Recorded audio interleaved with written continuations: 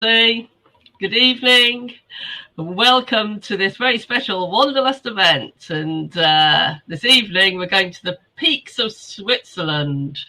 And gosh, I think certainly those of us in the UK, I think would really be wishing we were there now, don't we? In Switzerland, away from all the madness of what is happening over here. And welcome to Peter Lindsay, first in the chat box from Bowden in Cheshire. So thank you for joining us, Peter.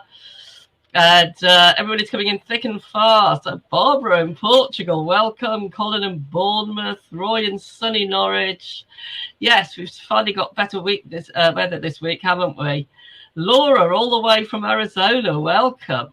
And Michael says that the sun is shining in Exeter. Yeah, good to hear it. Jackie in Farnham, Cliff from Worcester Park. Gluzy from Cambridgeshire to Katri in Estonia. Thank you for joining us again.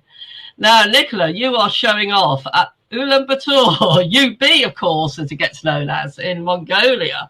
Thank you for joining us this evening. To Morning Stellenbosch, good wine country that in South Africa. Linda in Chippenham, not too far from where I am in Windsor. To Jennifer in St. Albans, welcome. To Phil in Washington, D.C. See, we are covering the globe again this evening. Anne in Yorkshire, Stephen in Royal Hillsborough, and Alicia in Scotland, Vicky in Coventry. So, Kuram, welcome from all the way from Karachi in Pakistan. Welcome. Pamela in sunny Kent says that Switzerland was her first proper school trip nearly 60 years ago, and she's been meaning to go ever since. Well, I think, Pamela, after this evening, you will be booking that flight. Hello to Martin in Wiltshire, one of our regular writers, of course, Martin Symington. Delighted to have you on. Katie in Sheffield, Sally in Salisbury, Julie in Lancashire, and Andy, who is in Switzerland. And welcome, Brian in Dublin, and Natalie all the way from Minnesota. Eloise in Belgium, Mandy's in Germany. So, yes, Priscilla in Lagos, Nigeria, and George from Alabama. So, but lots of people from closer to home as well. I think we're all wishing, though, that we weren't closer to home here as those of us in the UK. Hello to Jackie in Ashstead, Martin in London, Rhonda in Wales. Naomi's joining us from Toronto, so welcome. Hope you make yourself comfortable, get yourself a drink, and thank you for joining us this evening. We know there's lots of distractions, but we intend to distract you even more and get you wanting to go to Switzerland. So Christine Fisher says that she and her hubby will be interrailing in Switzerland in September and October. Oh, that sounds good. Yes. A rail journey through Switzerland sounds amazing. Hi to Anne in the Lake District. That must be beautiful at the moment. And to Faith in North Carolina. Hello to Belinda in Northumberland. So, yeah, we will kick off in a moment. And obviously, we know there's lots going on. So, as ever with our webinars, we are recording this event. So if for any reason you do have to leave before the end or you don't catch anything, don't worry. We'll be doing a follow-up email with a recording and also with many of the place names in and some other bits of useful information from this evening. So we'll kick off in a minute. So we've got a great panel of experts. I must apologise for coughing. Sorry, I have got COVID this week, which is so annoying. So please bear with me. Caroline, has made Switzerland her home and absolutely adores the country. And I did appreciate, actually, although Caroline's written for us and lots of other media, Karen's also written 2 novels, the first of which was partly set in Switzerland, The Other Daughter. So I'm definitely going to go and look up for that one. So Caroline's going to be telling us in a while all about her last summer, which she spent having adventures in Valais and the Bernese Oberland. And so very much looking forward to that. We're also joined by Alex Herman. Hi, Alex. And Alex oversees the operations of Switzerland tourism in the UK and Ireland. as the London-based director, tourism director. And in his spare time, Alex likes to spend time with his family in the London parks, but also to hike in the Swiss Alps. We're also joined by Franziska Glutz. Franziska is the marketing manager for Made in Bern AG. And so Franziska's a travel enthusiast and an enthusiast about all things Bern and Bernese Oberland. And she loves spending nothing more than spending time in nature, both in the summer and the winter, and enjoying adventures such as hiking and skiing. We're also joined by Emily Morad, who's the head of markets Europe for Valais Matterhorn region. In fact, we can see the Matterhorn behind Emily. Not the real thing, obviously, a poster of, but looking forward to knowing more. And Emily knows the region like the back of her hand, and she's a self-confessed outdoor adventure freak who spends all her time getting active in the outdoors. And Emily says her motto is you choose where your limits are, which I think is very apt. So, yes, I think the whole thing about Switzerland, obviously, is I think a lot of people just of winter. And we're going to be particularly looking at the Valais and Bern regions. So, as I say, really looking forward to this. So I think what we will do now, I've had a couple of people say that my connection has been dropping. Apologise if that's the case. It sounds okay here. The rest of the panels, is it okay? Okay. Well, hopefully there isn't a problem. Everybody else seems to be okay, so that's great. And of course, we're going to be hearing much more from other people than from me, like heavens. So I think what we will do to kick things off, we have a very apt video, given that it's Wimbledon week this week. We have a special video in honour of that. I must just quickly, though, say there is a rather naughty F word used in it. So if anybody's of a nervous disposition, or perhaps if they have got children watching, you may want to mute the sound during this video, although that's rather a shame. But yeah, let's kick it off with a video.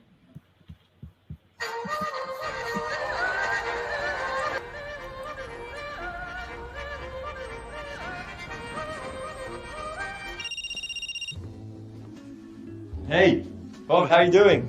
Hey, Roger, how are you? Just relaxing in the Swiss Alps. Take a look. Yeah, it's good for you. Listen, about the Switzerland film you want me to do? Yeah, did you see the boot film I sent you? I'm watching it as we speak. I don't like it. What? Just look at where you are, Roger. I mean, you got your mountains, your skiing resorts, your charming little towns, your green valleys. There's no drama. No drama at all. Seriously? But did you see the bits with the sunset? Roger, from a certain type of actor, I need an edge, conflict, jeopardy. Switzerland is just too perfect. Yeah, I guess you're right. That's exactly what I'm talking about. You guys are too nice. You should have said, fuck you. Okay, listen. How about the two of us on this special mission? We ski down the slope. What, skiing down a slope together? We go even skydiving. Come on. Then we land on these fields and the cows are grassing. Roger, I have to be honest with you. It's not happening. Nah. Sorry, Roger. Maybe call Hanks. Who?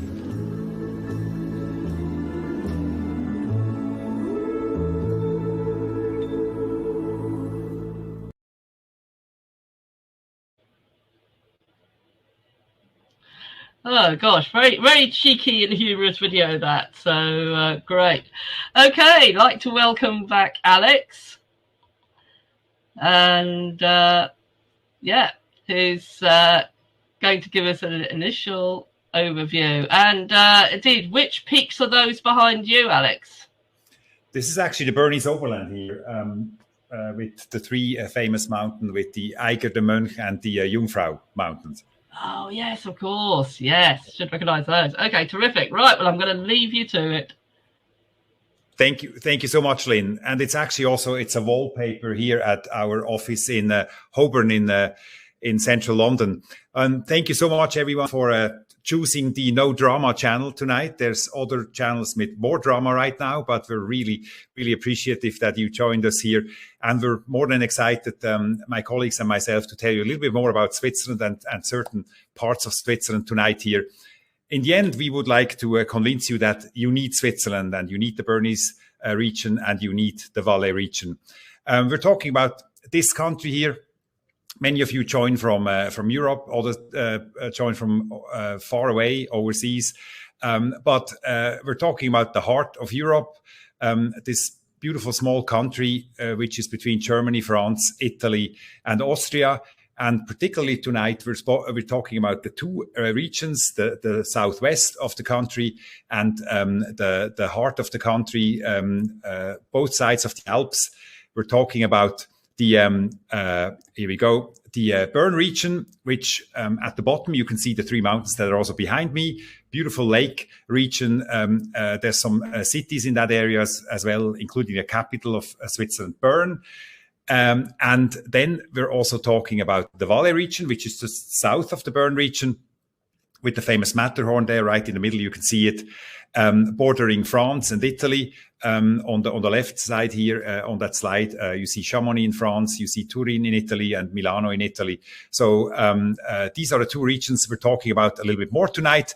But mostly this is also a reminder with 7 reasons why we believe Switzerland is good for you. Number 1, Switzerland saves you a lot of time. You travel to Switzerland on a Swiss international airline or many other airlines from places all over the globe. From the UK, there's flights from up to 10 different hubs in this country to either Zurich, which you see here, or Geneva. These are the 2 places where you usually arrive in Switzerland, except if you take the train. Then, of course, you might also end up in Geneva or in Basel. The train is, of course, a new option from many other European countries. There's great train connections, high-speed trains connections into Switzerland. Once you're in Switzerland, most of the trains in Switzerland are not high-speed because Switzerland is just too beautiful and too small for high-speed trains. What we do have, though, is the Swiss Travel Pass, which is 1 ticket that covers all the trains in Switzerland. It even covers the boats. It covers some of the mountain railways. It covers the buses. It covers the city transportation systems. And this is all available for 3 days, up to 15 days, different kinds of passes in first class, in second class. These passes include many other things as well. For example, more than 500 museums all over Switzerland. So the Swiss Travel Pass, another way to save time and money to get around Switzerland. You can do the beautiful Grand Train Tour of Switzerland, for example. This is a part of this tour. This is a connection of the most scenic train trips throughout Switzerland, like here in the east of Switzerland, the Bernina Express, the very famous Glacier Express, etc. A great way to crisscross the country over a few days on these different trains. Or for people who rather drive to Switzerland and around Switzerland, we have something called the Grand Tour of Switzerland, a beautiful 1,000 mile, so 1,700 kilometer trip through all the highlights of Switzerland, but not on the main roads, not on the motorways, not on the highways. This is all on smaller streets. You cross mountain passes, you go along lakes, etc. It's a great way. You see these signs that you see here on this slide throughout Switzerland. It's a perfect way to find your way around Switzerland. We're even launching an app right now, a great way to experience Switzerland in little time, but with a lot of experiences. Number 2, why Switzerland?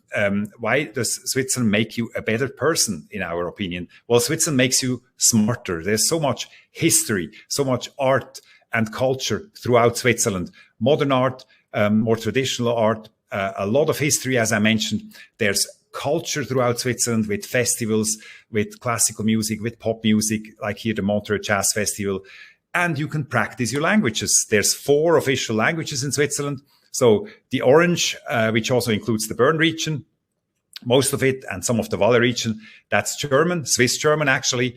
Then the green region, that's French. And then purple would be Italian. And we have a 4th language all the way in the east of the country called Romansh. That's also spoken by several 10,000 people. These are the 4 official languages in Switzerland, but of course, English is widely spoken, so you'll never be lost. People are very happy to speak English and very proud to be able to talk to you in English.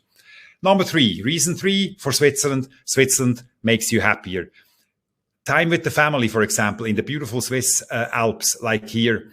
Other things that make people happy, the wines. There's wine all over Switzerland. They're kind of hard to find abroad because 98% of the wines produced in Switzerland are actually enjoyed in Switzerland. So the Swiss drink their wines themselves, and of course they share them with their visitors. Like here, for example, on the beautiful Lake Geneva area, but you find wines, reds, whites throughout the country, even sparkling wines, very, very common. And another way to get happy. Christmas makes people happy. You don't have to go to Lapland or places like that to get into the Christmas spirit and see Santa. Santa is all over Switzerland. There's Christmas markets throughout the country. This is just one example here in the east of country. Another way, chocolate. Chocolate makes everybody happy. Chocolate is healthy. It's good for you. And so a great way to get happy.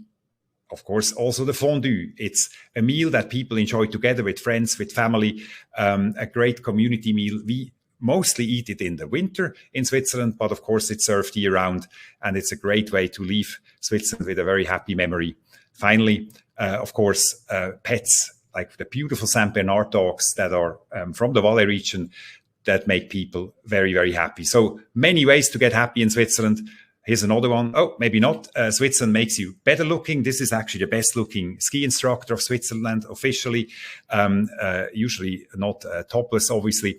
But Switzerland makes you better looking. Even the cows are better looking in Switzerland. Look at this beautiful cow smiling into the camera here. Why?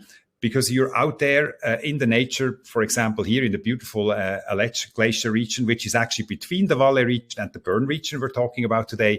It's the longest glacier in the Alps, and hiking, moving, exercising outside, outdoors is something that just makes you feel healthier and better and more beautiful. Or cycling, for example, here in the western part of Switzerland. That's what people love to do, and that's what makes people, in the end, also look better. But Switzerland also makes you live longer. Why? Switzerland has beautiful lakes and rivers with water, with drinking water quality. You can swim in every lake, you can swim in every river in Switzerland. This is the capital. The Parliament building in the background there is usually not so hectic as it is here in London today. And people over lunch, they go for a swim in the river. People do that in all the big cities, and of course in the mountain lakes as well. They might be a little more chilly, but also the fountains in Switzerland, all drinking water quality. Then just looking at a landscape like this, I mean, you just feel better, you feel healthier if you look at the pristine nature and the breathe in the fresh, crisp air, mountain air throughout Switzerland. Spas have a long tradition in Switzerland. They've been all over the place, and many of them have been updated and offer any kind of the latest treatments that you can dream of. And of course, all kinds of more fashionable sports, anything from goat yoga to forest bathing, etc., is all available throughout Switzerland.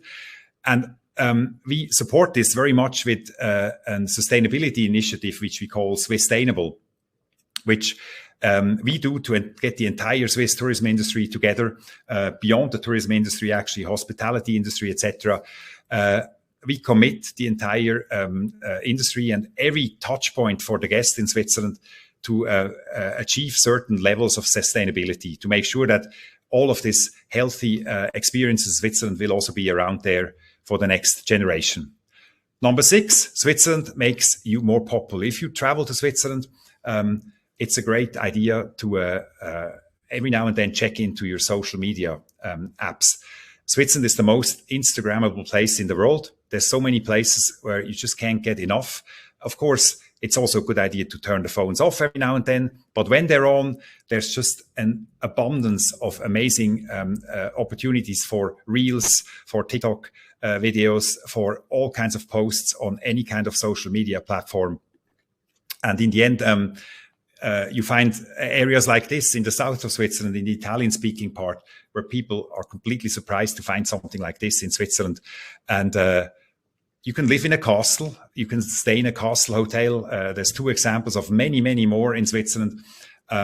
So many ways to promote yourself in Switzerland, take the selfies everywhere, and become even more popular. And then finally, and most importantly, Switzerland makes you fall in love. Switzerland is the place where even the cows kiss and are in love together, like here in the Bernese Oberland. Switzerland makes you fall in love with traveling. It makes you fall in love with the mountains. It makes you fall in love with whoever you travel with. So hashtag in love with Switzerland. That is our hashtag. The other one is hashtag I need Switzerland. I hope this is the one thing or the 2 things that you take away from this brief presentation here. Thank you again for your attention. I'm very much looking forward then also to hear from Caroline and from my colleagues from the Bern and the Valais region. But with this, for now, it's back to you, Lynn. Thank you so much. Thank you, Alex. Yeah, I think we're all dreaming of crisper mountain air. And who'd have thought cows can be so beautiful? And what exactly is goat yoga? I thought we might have done cow yoga, if anything. Goat yoga? Yeah, goat yoga is yoga with goats. The goats are standing on your back and all kinds of things. I've never done it myself, but apparently it's quite the experience. Oh, gosh. Well, there you go. Learn something new every day. Well, thanks so much, Alex. And look forward to seeing you in a while for the Q&A. Thank you. And yeah, everybody, so if you have got any questions, obviously do feel free in the meantime to ask them in the chat box or the Q&A box, or you can wait until we have everybody back up for your questions. And now, though, we have another short video, this one taking a look at Bern.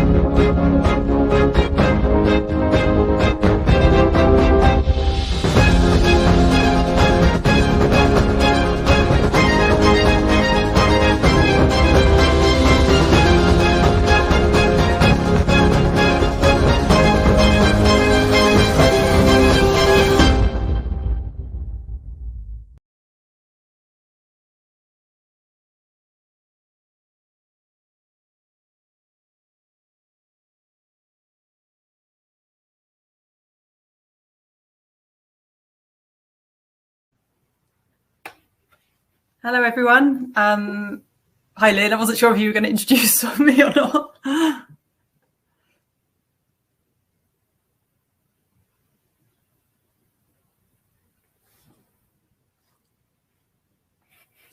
I did hear that, but I'm just going to start. Hi, everyone. I'm Caroline. I've lived in Switzerland since 2013. I live in Lausanne, which is in the canton of Vaud. But since I've lived here, I've travelled an awful lot in the country. And in fact, Bern and Valais are 2 of my favourite cantons. So I'm really looking forward to sharing a few of my favourite places with you today. It was quite hard to choose pictures to show you because there's just so much amazing stuff.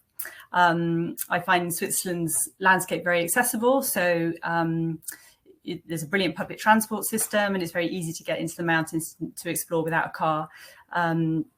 So right, I will start in the Valais, and this is the Emerson Dam. And to get here, you take a train up from Martigny, the Mont Blanc Express, up to Le Châtelard. And then from there, you take a very interesting combination of funiculars and mountain railways. This is the little mountain railway to get to the dam, with beautiful views of Mont Blanc there. And then you take this little funicular, and then you arrive at the dam. And Switzerland has a lot of dams. Hydropower is a big thing here. In fact, more than 50% of domestic electricity is produced using hydropower. And I feel like the dams and the reservoirs are really well sort of integrated into the landscape. They're very beautiful. I wouldn't find them a sort of blight on the landscape. And they also provide really great ways of getting into the landscape, getting into the mountains. So from here, you can do some really nice hiking. This is a second, there's a second lake up here and a second dam. And this is a little cabin that you can hike to and have lunch, and I think stay over as well if you want. That's something I really love about Switzerland, is there are cabins all over the place, and you can really get into the mountains and explore, and then spend the night, and usually have a 3-course dinner as well, because they're very well equipped.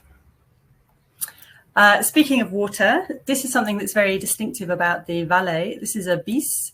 They are ancient irrigation channels that were built a long time ago, mainly to irrigate meadows for agriculture. And it's something very distinctive to the Valais. There's a lot of them throughout the canton. This one is in Roswald. And what's really nice about them is that they are generally quite flat paths or gently undulating. And so you can walk alongside the water. Some of them don't have water anymore. Some of them still do, like this one.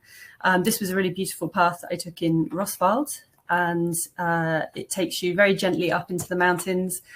This is a view of the Simplon Valley and the Ganta Bridge. This was another bis path that I did in Vaisonnat in the Valais. And what I liked about this one is that they've made it into a sort of food trail. So along the way, as you walk this bis, you can stop in 3 different restaurants. One for your entree, one for your main course, and one for your dessert. And it's a really nice way. You can obviously burn off your calories in the meantime by walking between the restaurants, but it's a really nice way to explore this bis and have a bit of food along the way. And some of these bis are a bit more extreme than others. This is quite a vertiginous one called the bis du Temps Neuf, which I did a few years ago, actually. It's very accessible, very easy to walk, but you do need a good head for heights. And that's just some of them. There are others that are even more extreme. I think there's even 1 or 2 where you might have to abseil. But generally, they're pretty gentle paths, very family friendly, open to anyone. That's just another view of the Temps Neuf. And then we come to the Aletsch Arena. So the Aletsch Glacier, this is one of my favorite places in Switzerland. I've been here lots of times, so I just love it. The Aletsch, this glacier, is the largest glacier in the Alps. It's about 20 kilometers long, which seems extraordinary, but it obviously used to be an awful lot longer than that. In fact, only about 5 years ago, I think it was billed as 23 kilometers, because obviously, like glaciers everywhere, it is shrinking a lot. It's about 800 meters deep at its deepest part. So this area, you get there from the valley. You can take cable cars up to a couple of little villages called Bettenalp and Riedealp, and they are car-free, beautiful places to stay the night. And then from there, you can take another cable car or chairlift up to this ridge, which goes right alongside the glacier. And there are loads of hiking trails along the glacier. This picture actually was taken in October because when I went last summer, the weather was a bit overcast. So I wanted to show you some other pictures. So there was a bit of snow on the ground, but actually autumn's a really lovely time to hike there. Really lovely colours, as you can see from the grasses there. And there is lots of great wildlife to see as well. He's a chamois, I think. And then along the ridge is this house called Villa Cassel. It used to be a private residence. It was built by a rich German financier in the early 20th century. And it now contains a conservation centre where they have an exhibition about the glacier. And it's really interesting. It does show how and why the glacier is shrinking, sadly. My guide, when I was there last summer, told me an interesting fact in that apparently in the 19th century, the locals went to visit the Pope to ask him to pray that the glacier wouldn't get any bigger because it was so huge back then. And then 10 years ago, so this century, they went back to ask him to pray that it doesn't get any smaller. Right, another of my favourite places, which I'm sure you recognise. This is the Matterhorn, which is above the village of Zermatt, an absolutely beautiful village to stay in. You definitely would want to stay a good few nights there. And this famous mountain dominates the skyline over the village. If you're there on a clear day, I think I was visited 3 or 4 times before I actually saw the Matterhorn in its entirety, because sometimes there can be clouds.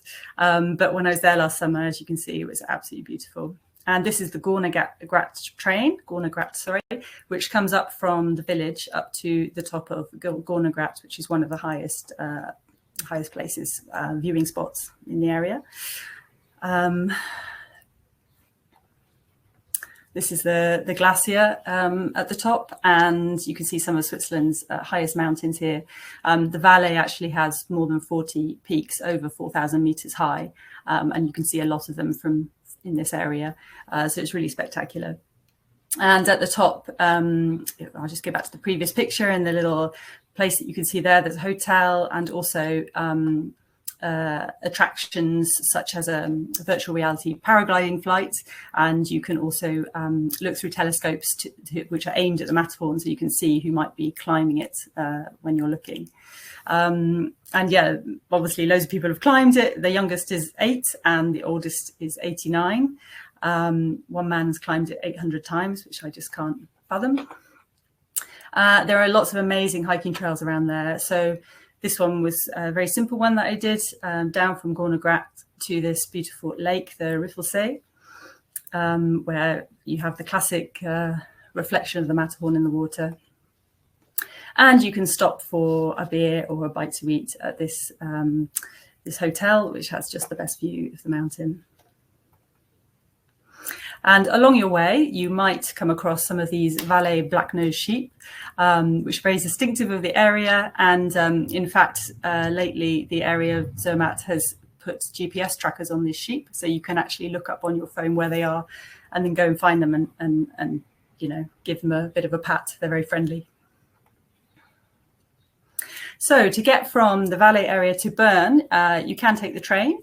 You can actually take a car train, put your car on a train and go through the mountain, or you can hike. So this is a view of Leukerbad. And from Leukerbad, you can take a cable car up to a mountain pass, the Gemmi Pass. And then you can hike from there over to Kandersteg in the canton of Bern. It actually was on the very first Thomas Cook tour in 1863. This is the route that they did. And of course, there were no cable cars back then, so they would have had to have walked up the mountain and then across the pass and then down again. But thankfully, we can cut out some of that elevation. This is the view of the pass itself. It's a pretty flat walk. Once you're up there, it's quite easy, actually. It probably takes about 3 hours, but it's quite straightforward. Really beautiful, otherworldly landscape. And of course, there are places, well, one place to stop and have some food and a drink. So once you reach Kandersteg, which is the other side of the mountain pass, you then can go to this amazing lake called the Oschenensee, which is one of my favorite places in Switzerland. It's just stunning. It's a great place to go hiking, and there are hiking routes for all levels, for families or for quite extreme things if you wish. You access the lake by cable car from Kandersteg. When I went, I walked all the way around the lake, up on the, I think it was called the Heuberg Trail. This is the other end of the lake. And you can also hire boats to row on the lake, or you can have a picnic beside it. And there are also various restaurants. So if you just want to chill out, go for a dip and then have something to eat, that's very good as well. Right, and then from Kandersteg, it's not very far to get to Interlaken, which is really known as a sort of adventure capital of Switzerland, and particularly in this area. It's, as the name suggests, it's between two lakes, Lake Brienz and Lake Thun. This is Lake Brienz here, this photo. And it's a great place to base yourself if you want to explore the surrounding mountains. It's also a centre for paragliding. So Interlaken in the town, if you go to the main park, you'll see lots of paragliders descending and landing in the park, which is quite a nice thing to go and do. Lake Brienz and Lake Thun, actually, there are ferry services on both lakes, so you can hop on and go and explore some of the villages around the lakes. For example, to Giesbach, where there's a grand hotel, which has been there since the 19th century. This is the view from the hotel's terrace. There's also a beautiful waterfall, which has been attracting tourists for a long time. So nearby to Interlaken is, I think it's from the village of Wilderswil. You can get a mountain train up to Schinnige Platte, which is a plateau high above Interlaken. As you can see, this is Interlaken here, down next to the lake, and in between the two lakes. I think this is Lake Thun. So it's a very peaceful place. There's a hotel there, again, for if you want to stay the night or have a bit of food. There's an alpine garden to explore. And also, of course, lots of hiking trails. So I did a hike a few years ago to the Fohlhorn from there. It's, I suppose, about 3 or 4 hours hike. It's a moderate hike, I would say. Really beautiful, stunning landscape. And you hike up to this cabin called the Fohlhorn, which is one of the oldest mountain hotels in Switzerland. But of course, once you get there, you've got a comfy bed. You can have a 3-course meal and stay the night and step outside and see the stars, which are just amazing. I really love that about Switzerland. It's, if you put in the effort, a good 3 or 4 hour hike, then you know that you've still got a comfy bed and a hot meal at the end of it.